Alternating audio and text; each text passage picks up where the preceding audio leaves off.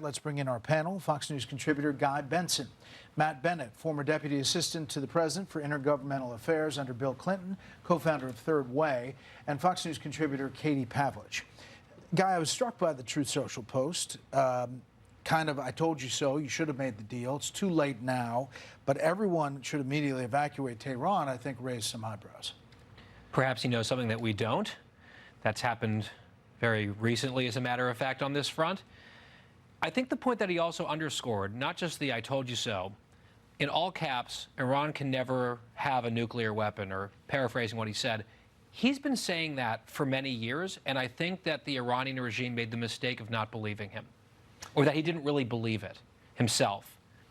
He clearly believes it very strongly, and they have found out the hard way. Matt, where do you think the split here is in the U.S.? Obviously, MAGA world is split about involvement here and whether the U.S. should be involved at all.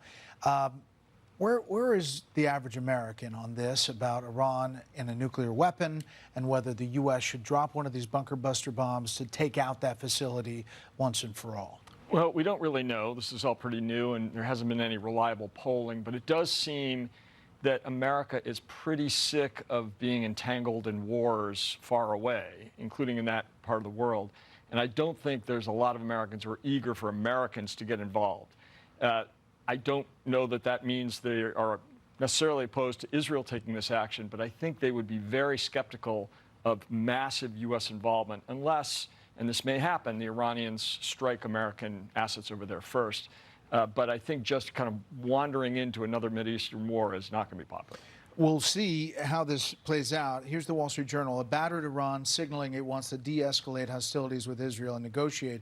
In the midst of the ferocious Israeli air campaign, Tehran has told Arab officials they would be open to returning to the negotiating table as long as the U.S. doesn't join the attack, the officials said. They also passed messages to Israel saying it's in the interest of both sides to keep the violence contained. I asked the Prime Minister Netanyahu about the Iran foreign minister messaging on this front yesterday. Take a listen. The foreign minister saying, if you stop, they will stop. What's your response to that? Well, first of all, it's hogwash. While they were negotiating, the Ayatollah himself, Khamenei, tweeted again and again, death to Israel. Israel must be destroyed. So some good faith there, right? Aside from that, they had bad faith because they were cheating, and we saw it in our intel. It was very clear. And the U.S. had that same intel. Believe me, we shared it. Thoughts, Katie?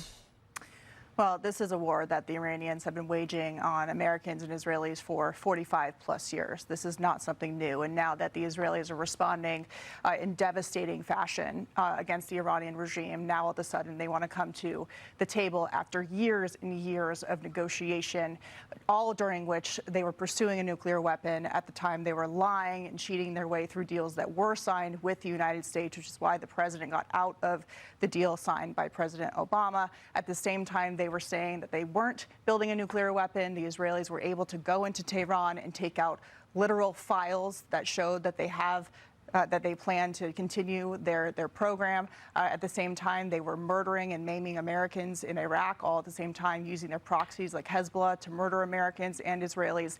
Nobody believes the Iranians. They don't believe they want to talk. They don't believe they're serious about dismantling their nuclear program. There's been a lot of talk today about talking. That's a nice word for saying you are going to surrender your nuclear program, or things are going to get much worse for you. One more thing on whether the president is going to get the United States involved.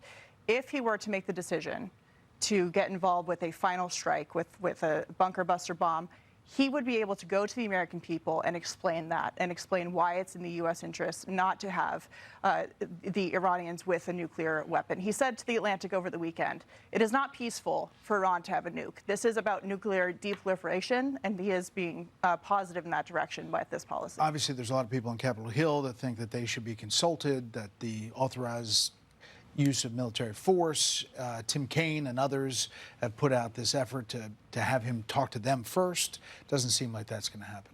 Probably not. So far, it's been the Israelis, right? The Israeli military, and Godspeed to them, is doing a massive favor to the entire civilized world. We're helping them logistically and with intelligence, but it's the dirty work yet again being done by the Israelis, which is a great deal for the United States of America, our strong ally, sharing an enemy in the Iranian regime. If there's a very limited American involvement, I think that is up to President Trump's discretion. We're not talking about an invasion or a ground war or a forever war. We're talking about a bunker-busting bomb to put an end to a sworn enemy's nuclear program. Doesn't seem like a bad idea to me, but that's his discretion to have and his decision to make, of course. And they have moved a lot of assets. The Defense Secretary, Pete Hegseth, announcing that to the region just earlier today. Meantime, 10 years ago today, this image.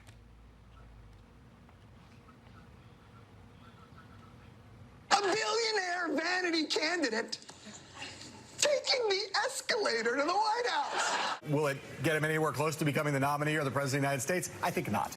Donald Trump will never be president of the United States. How do you even have a straight face right now? There are no words to describe what just happened. I can't tell if this is politics or if this is just PR from a celebrity. 10 years ago today, the escalator ride down in Trump Tower, starting the Trump era. Washington Examiner, a decade of MAGA. Nearly all the political chattering class laughed off the stunt as just part of Trump's attention-seeking appeal over the past decades. It was instead the beginning of one of the most transformative political movements that revamped American politics. It's hard to see, you know, from that moment, Katie, on how much has changed. And, you know, all that was said at the beginning to where we are now, the second time. This is President Trump. Well, at the speed of Trump, we have done so much in the past decade. You know, in terms of the Republican Party, when President Trump came down the escalator, the party was split and quite skeptical of him, even from the right, because he had done things like invited Hillary Clinton to his wedding, for example, donated money to Chuck Schumer, and yet he has consistently, over and over again, proven his critics wrong and become one of the most formative political figures in American history. Matt, he fires up Republicans, but he fires up Democrats, too. He in a sure different does. way. Yes, this is not a date that we're celebrating. But I have to say that the thing that he did to the Republican Party wasn't just, they weren't just split because he gave money to Chuck Schumer. They were split because he fundamentally changed basic principles of conservatism that Republicans have been following for years. Russia is our adversary. Tariffs are bad. Trade is good. You know, these are things that Republicans had always been following, and suddenly they were just blown to smithereens. Last word. You could probably add a few clips of me to that montage. And I it left turned you out. Yeah, he understood the electorate better than a lot of people. That's definitely true. Panel, thanks.